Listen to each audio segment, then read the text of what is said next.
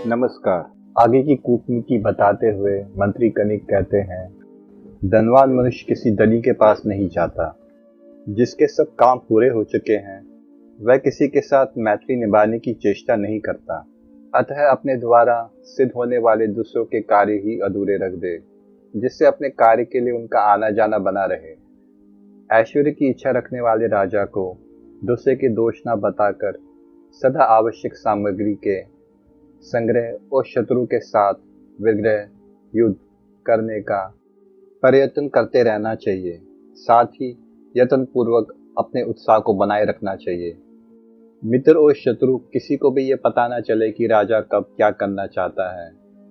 कार्य के आरंभ अथवा समाप्त हो जाने पर ही सब लोग उसे देखें। जब तक अपने ऊपर भय न आया हो तब तक डरे हुए के भांति उसको टालने का प्रयत्न करना चाहिए, परंतु जब भय को सामने आया देखे तब निडर होकर शत्रु पर प्रहार करना चाहिए। जो मनुष्य दंड के द्वारा वश में किए हुए शत्रु पर दया करता है वह मौत को ही अपनाता है।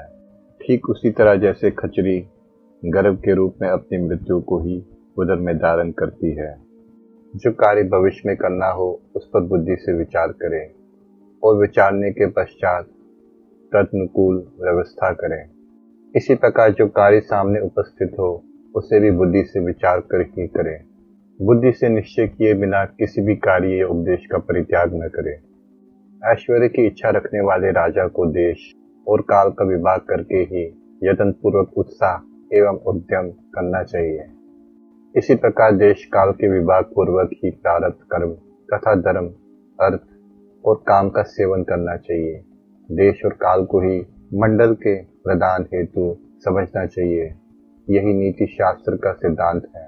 छोटे शत्रु की भी उपेक्षा कर दी जाए तो वह ताड़ के वृक्ष की भांति जड़ जमा लेता है और घने वन में छोड़ी हुई आग की भांति शीघ्र ही महान विनाशकारी बन जाता है।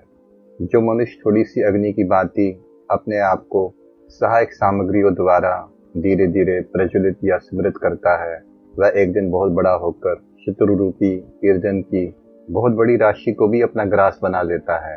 यदि किसी को किसी बात की आशा दे तो उसे शीघ्र पूरी न करके दीर्घ काल तक लटकाए रखे।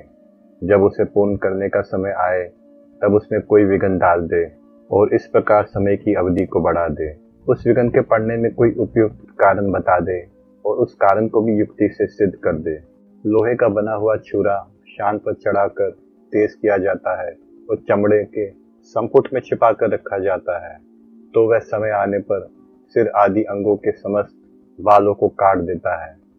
उसी प्रकार राजा अनुकूल अवसर की अपेक्षा रखकर अपने मनोभाव को छिपाए हुए अनुकूल साधनों का संग्रह करता रहे और छुरे की तरह तीक्ष्ण और निर्दय होकर शत्रुओं के प्राण ले ले, उनका मूलोच्छेद कर डाले। कुरुश्रेष्ठ आप भी इसी नीति का अनुसरण करके पांडवों तथा दूसरे लोगों के साथ यथोचित बर्ताव करते रहे, परंतु ऐसा कार्य करे जिससे स्वयं संकट के समुद्र में डूब ना जाए। आप समस्त कल्याणकारी साधनों से संपन्न और सबसे श्रेष्ठ हैं, यही सबका निश्चय है। अतः नरेश्वर आप पांडु के पुत्रों से अपनी रक्षा कीजिए। राजन, आपके भांजे पांडव बहुत बलवान हैं, अतः ऐसी नीति काम में लाइए जिससे आगे चलकर आपको पछताना न पड़े। वैशंपायन जी कहते हैं, राजन, यूं कहकर कनिक अपने घर को चले गए। इधर कुरुवंशी धृतराष्ट्र शोक से व्याकुल हो गए। वैशंपायन जी कहते हैं, जन्मजय, इसके बाद सुबल पुत्र शकुनी, दुर्योधन, दुशासन और कर्ण ने आपस में एक दुष्टतापूर्ण गुप्त सलाह की। उन्होंने कुरुनंदन महाराज धृतराष्ट्र से आज्ञा लेकर पुरोहित सहित कुंती को आग में जला डालने का विचार किया। तत्वज्ञानी विदुर उनकी चेष्टाओं से उनके मन का भाव समझ गए और उनकी आकृति से ही उन दुष्टों की गुप्त मंत्रणा का भी उन्होंने पता लगा लिया। विदुर जी ने मन ही मन जानने योग्य सभी बातें जान ली।